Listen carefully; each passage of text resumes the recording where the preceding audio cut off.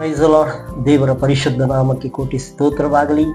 ಪ್ರೀತಿಯ ದೇವಜನರೇ, ವಿಶ್ವಾಸಿಗಳೇ, ನಿಮ್ಮ ಪ್ರತಿ ಒಬ್ಬೊಬ್ಬರನ್ನ ಕರ್ತನಾದ ಯೇಸುವಿನ ನಾಮದಲ್ಲಿ ಈ ದಿನದಲ್ಲಿ ವಂದಿಸ್ತಾ ಇದ್ದೀನಿ. ಪ್ರಿಯರಾದವರೇ, ನೀವೆಲ್ಲರೂ ನಿಶ್ಚಯವಾಗಲು ದೇವರ ಸಹಾಯದಿಂದ ಬಾಳುವಂತ ಪ್ರತಿಯೊಂದು ದೇವರ ಮಕ್ಕಳಾಗಿದ್ದೀರಾ. ಯಾಕಂದರೆ ದೇವರ ವಾಕ್ಯದಲ್ಲಿ ಹೇಳಿರುವ ಪ್ರಕಾರವಾಗಿ ದೇವರು ನಮಗೆ ಸಹಾಯಕನಾಗಿದ್ದಾನೆ.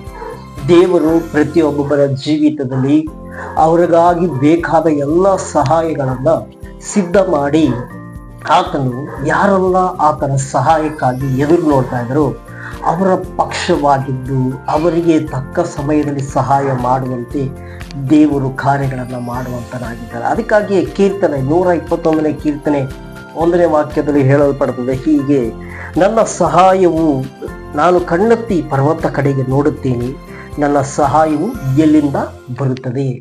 ಹೀಗೆ ಕೀರ್ತನೆಗಾರನು ಹೇಳ್ತಾನೆ, ನಾನು ಕಣ್ಣೆತ್ತಿ ಪರ್ವತ ಕಡೆಗೆ ನೋಡುತ್ತೀನಿ, ನನ್ನ ಸಹಾಯವು ಎಲ್ಲಿಂದ ಬರುವುದು. ದೇವರಿಗೆ ಸ್ತೋತ್ರವಾಗಲಿ. ಪ್ರತಿಯೊಂದು ದೇವರ ಮಕ್ಕಳಿಗೆ ಈ ದಿನಮಾನದಲ್ಲಿ ಅನೇಕ ರೀತಿಯಾದ ಅಗತ್ಯಗಳು. ಕೆಲವರಿಗೆ ಸ್ಕೂಲು, ಕೆಲವೊಬ್ಬರಿಗೆ ಕಾಲೇಜು, ಕೆಲವೊಬ್ಬರಿಗೆ ನಾನಾ ರೀತಿಯಾದ ಅಗತ್ಯಗಳು, ಸಹಾಯಗಳು ಬೇಕಾಗಿದೆ. ಇದಕ್ಕೆ ಮನುಷ್ಯರ ಸಹಾಯವು ಯಾವುದಕ್ಕೂ ಕೆಲಸಕ್ಕೆ ಬಾರದಿಲ್ಲ. ದೇವರಿಗೆ ಸ್ತೋತ್ರವಾಗಲಿ. ದೇವರ ಸಹಾಯ ಇದೆಯಲ್ಲ, ಅದು ಬಹಳ ತುಂಬಾ ಪ್ರಾಮುಖ್ಯಕರವಾದದ್ದು. ಅದಕ್ಕೆ ನಾವು ಇಬ್ರಿಯರಿಗೆ ಬರೆದ ಪತ್ರಿಕೆ ಅದರಲ್ಲಿ 13ನೇ ಅಧ್ಯಾಯ 6ನೇ ವಾಕ್ಯ ಹೇಳ್ತದೆ, ನನ್ನ ಸಹಾಯವು ಕರ್ತನಿಂದಲೇ ನನ್ನ ಸಹಾಯವು ಬರುತ್ತದೆ, ಕರ್ತನಿಂದಲೇ ನನ್ನ ಸಹಾಯವು ಬರುತ್ತದೆ ಎಂಬುದಾಗಿ ಇಬ್ರಿಯರಿಗೆ ಬರೆದ ಪತ್ರಿಕೆಯಲ್ಲಿ ಹೇಳಲ್ಪಟ್ಟಿದೆ. ಪ್ರೀತಿಯ ದೇವರ ಮಕ್ಕಳೇ, ನಿಮ್ಮ ಸಹಾಯಗಳು ಬರಬೇಕೆಂದರೆ ಅದು ನಿಶ್ಚಯವಾಗಲು ಕರ್ತನಿಂದಲೇ. ಯಾವ ಕಾರ್ಯಕ್ಕಾಗಿ, ಯಾವ ವಿಷಯಕ್ಕಾಗಿ ಬರುವಂತ ಸಹಾಯವು ದೇವರು ನಿಮಗಾಗಿ ಸಿದ್ಧ ಮಾಡಿ ಇಟ್ಟಿದ್ದಾನೋ. ಅದಕ್ಕೆ ಇಬ್ರಿಯರಿಗೆ ಬರೆದ ಪತ್ರಿಕೆಯಲ್ಲಿ ಆತನು ಸುಂದರವಾಗಿ ಹೇಳ್ಬಿಟ್ರು, ಕರ್ತನಿಂದಲೇ ನನ್ನ ಸಹಾಯವು ಬರುತ್ತದೆ. ದೇವರಿಗೆ ಸ್ತೋತ್ರವಾಗಲಿ. ಅದಕ್ಕೆ ಒಂದು ವಾಕ್ಯ 100 ವಾಕ್ಯದಲ್ಲಿ ನಾವು ನೋಡುವ ಪ್ರಕಾರ ಕೀರ್ತನೆ 123:1 ನೋಡ್ತೀವಿ. ಆಗ ಈ ವಾಕ್ಯ ಹೇಳ್ತದೆ, ಪರಲೋಕದಲ್ಲಿ ಆಸೀನನಾಗಿರುವ ಆತನೇ, ನನ್ನ ಕಣ್ಗಳು ನಿನ್ನ ಕಡೆಗೆ ಎತ್ತುತ್ತಿದ್ದೇನೆ. Price the lord. ಪರಲೋಕದಲ್ಲಿ ಇರುವಂತ ಆಸೀನನಾಗಿರುವಂತ ದೇವರೇ, ನನ್ನ ಕಣ್ಗಳನ್ನ ನಿನ್ನ ಕಡೆಗೆ ಎತ್ತುತ್ತಿದ್ದೇನೆ. ಯಾಕೆ? ನಮ್ಮ ಕಣ್ಗಳು, ನಮ್ಮ ಕೈಗಳು, ನಮ್ಮ ಪ್ರತಿಯೊಂದು ಕಾರ್ಯಗಳು ದೇವರ ಕಡೆಗೆ ನಾವು ಎತ್ತಿ ಪ್ರಾರ್ಥಿಸುವಾಗ, ಆತನ ಬಳಿಯಿಂದ ಸಹಾಯವನ್ನು ನಾವು ಕೇಳಿಕೊಳ್ಳುವಾಗ ನಿಶ್ಚಯವಾಗಲು ದೇವರು ನಮಗೆ ಸಹಾಯಗಳನ್ನು ಮಾಡಲು ದೇವರು ಶಕ್ತನಾಗಿದ್ದಾನೆ. ಆದುದರಿಂದ ಪ್ರಿಯರಾದವರೇ, ಪ್ರತಿಯೊಂದು ವಿಷಯದಲ್ಲೂ ನೀವಾಗಲಿ ನಾವಾಗಲಿ ದೇವರ ಕಡೆಗೆ ನಮ್ಮ ಕಣ್ಗಳಾಗೈತೋಣ.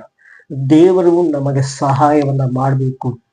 ಮನುಷ್ಯರು ಮಾಡಿದರೆ ಊರೆಲ್ಲ ಹೇಳಿಕೊಂಡು ಅನೇಕರು ಯೇಸು ಸ್ವಾಮಿಯ ಮಾತುಗಳನ್ನ ಮರೆತು ಹೋಗುತ್ತಾರೆ. ಯೇಸು ಸ್ವಾಮಿ ಹೇಳಿದಂತ ಪ್ರತಿಯೊಂದು ಆತನ ಆಜ್ಞೆಗಳನ್ನ ಮರೆತು ಹೋಗ್ತಾರೆ. ನಿನ್ನ ಬಲಗೈ ಮಾಡಿದ್ದು ಎಡಗೈಗೆ ತಿಳಿಬಾರದು ಎಂಬುದಾಗಿ ಹೇಳಲ್ಪಟ್ಟಿದೆ. ನೀನು ಮಾಡಿರೋದು ನಿನ್ನ ಪರಲೋಕದ ದೇವರಿಗೆ ಗೊತ್ತಾಗಬೇಕು ಎಂಬುದಾಗಿ ವಾಕ್ಯ ಹೇಳಲ್ಪಟ್ಟಿದೆ.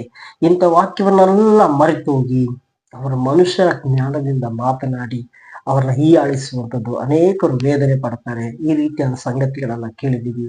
ಪ್ರಿಯರಾದವರೇ, ನಿಮ್ಮ ಪ್ರತಿಯೊಬ್ಬರ ಜೀವಿತದಲ್ಲಿ ನಿಶ್ಚಯವಾಗಲು ಈ ದಿನಮಾನದಲ್ಲಿ ಎಲ್ಲಾ ವಿಷಯದಲ್ಲಿ, ಬರೀ ಸ್ಕೂಲು ಕಾಲೇಜು ಮಾತ್ರವಲ್ಲ, ನಿಮ್ಮ ಕೆಲಸದ ವಿಷಯದಲ್ಲಿ, ಬಿಸಿನೆಸ್ಸಿನ ವಿಷಯದಲ್ಲಿ, ನಿಮ್ಮ ಏನೆಲ್ಲ ಅಗತ್ಯವಾಗಿದೆ ಆ ಎಲ್ಲಾ ವಿಷಯದಲ್ಲಿ ದೇವರು ಸಹಾಯಕನಾಗಿದ್ದಾರೆ. ಅದೇ 121ನೇ ಕೀರ್ತನೆ 2ನೇ ವಾಕ್ಯದಲ್ಲಿ ಹೇಳಲ್ಪಟ್ಟಿದೆ, ಭೂಮಿ ಆಕಾಶಗಳನ್ನು ನಿರ್ಮಿಸಿದ ಯೆಹೋವನಿಂದಲೇ ನನ್ನ ಸಹಾಯವು ಬರ್ತದೆ. ಒಂದು ಕನ್ಕ್ಲೂಷನ್ ಬರ್ತಾರೆ, ನಾನು ಕಣ್ಣೆತ್ತಿ ಪರ್ವತ ಕಡೆಗೆ ನೋಡುತ್ತೀನಿ, ನನ್ನ ಸಹಾಯವು ಎಲ್ಲಿಂದ ಬರ್ತದೆ.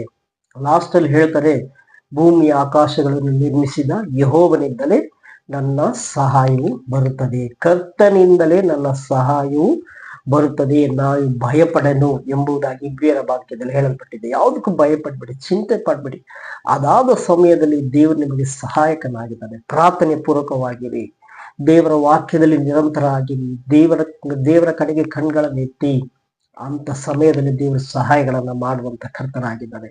ನಾವೆಲ್ಲರ ಕಣ್ಗಳನ್ನು ಮುಚ್ಚಿ ಪ್ರಾರ್ಥಿಸೋಣ. ಪರಿಶುದ್ಧವಾದ ಒಳ್ಳೆ ತಂದಿ, ಒಳ್ಳೆ ಸಮಯಕ್ಕಾಗಿ ಸ್ತೋತ್ರವನ್ನ ಮಾಡ್ತಾ ಇದೀವಿ. ದೇವರೇ, ದಿನಮಾನದಲ್ಲಿ ನಿನ್ನ ಸಹಾಯವನ್ನ ಬೇಡುತ್ತಿರುವ ಎಲ್ಲ ನಿನ್ನ ಮಕ್ಕಳಿಗೆ ದೇವರೇ, ನೀನು ಧಾರಾಳವಾಗಿ ಸಹಾಯಗಳನ್ನ ಮಾಡುವುದಕ್ಕಾಗಿ ನಾವು ಕೋಟಿ ಸ್ತೋತ್ರವನ್ನ ಮಾಡಿ ಎಲ್ಲ ಘನತೆ ಮಹಿಮೆ ನಿಮಗೆ ಉಂಟಾಗಲಿ. ಯೇಸುವಿನ ನಾಮದಲ್ಲಿ ತಂದೆಯೇ, ಆಮೆನ್.